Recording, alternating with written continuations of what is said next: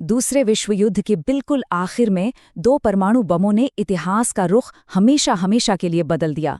लेकिन क्या ये वाकई जरूरी थे? चलिए, आज हम हिरोशिमा और नागासाकी पर हुए हमलों के पीछे की कहानी, इसके कारणों और उस एक विनाशकारी फैसले की कभी न मिटने वाली विरासत को समझने की कोशिश करते हैं।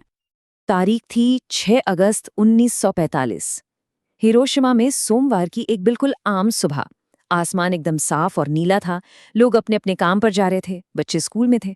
मतलब किसी को भी इस बात का अंदाजा तक नहीं था कि अगले कुछ पलों में उनकी दुनिया हमेशा के लिए बदलने वाली है। और तभी सुबह के 8:15 पर एक अमेरिकी B-29 बॉम्बर से कुछ नीचे गिराया गया। सिर्फ 43 सेकंड बाद एक ऐसी रोशनी हुई जिसे देख आंखें चौंधिया जाएं। जमीन का तापमान, आप यकीन नहीं करेंगे, 4000 डिग्री सेल्सियस तक पहुंच गया। ऐसा लगा मानो सूरज खुद धरती पर उतर आया हो।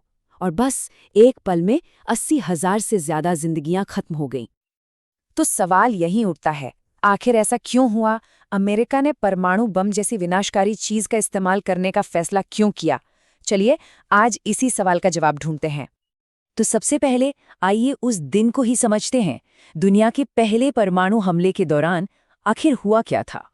सोचिए, इस बम को बनाने वाले जो प्रोजेक्ट के हेड साइंटिस्ट थे, जे रॉबर्ट ओपनहाइमर, उन्होंने जब इसका पहला टेस्ट एक्सप्लोजन देखा तो उन्हें हिंदू धर्मग्रंथ का एक श्लोक याद आया, अब मैं मृत्यु बन गया हूं, दुनिया का विनाशक। ये शब्द ही इस हथियार की भयावहता बताने के लिए काफी हैं। लेकिन ये हमला, ये कोई अचानक लिया गया फैसला नहीं था। इसे समझने के लिए हमें थोड़ा पीछे दूसरे विश्व युद्ध के उस माहौल में जाना होगा जिसने इस तरह के एक चरम कदम के लिए जमीन तैयार की। उस वक्त दुनिया मोटे तौर पर दो गुटों में बटी हुई थी। एक तरफ थे एक्सिस पावर्स यानी नाजी जर्मनी, इटली और जापान, और दूसरी तरफ थे एलाइड पावर्स जिनमें ग्रेट ब्रिटेन, सोवियत संघ, अमेरिका, फ्रांस और चीन शामिल थे। अब देखिए, उस दौर में जापान एक बड़ी साम्राज्यवादी ताकत था और वो ग्रेटर एशिया बनाने के सपने देख रहा था। जब जापान का विस्तार बढ़ने लगा तो उसे रोकने के लिए अमेरिका ने जापान को तेल बेचना बंद कर दिया और इसके जवाब में 7 सितंबर 1941 को जापान ने अमेरिका के पर्ल हार्बर नेवल बेस पर एक जबरदस्त सरप्राइज अटैक कर दिया। बस यही वो पल था जिसने अमेरिका को सीधे सीधे युद्ध में खींच लिया। 1945 आते आते लड़ाई का रुख बदल चुका था।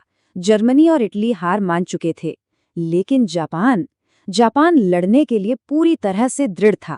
इसकी सबसे बड़ी वजह थी जापानी सेना की एक कट्टर सोच, आत्मसमर्पण नहीं करना है। इसका सबसे खौफनाक उदाहरण थे कामिकाजी पायलट्स।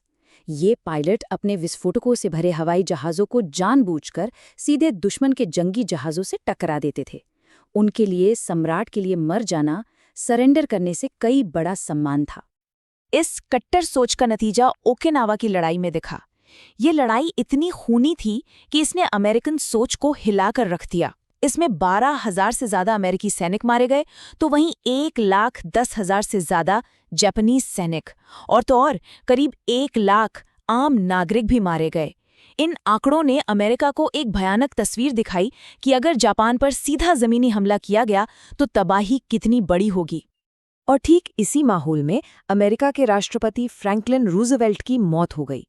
नए राष्ट्रपति बने हैरी ट्रूमैन और उनके कंधों पर एक बहुत ही भयानक जिम्मेदारी आ गई। जापान को सरेंडर के लिए कैसे मजबूर किया जाए।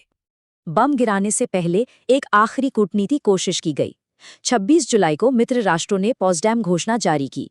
इसमें जापान से बिना किसी शर्त के सरेंडर करने को कहा गया।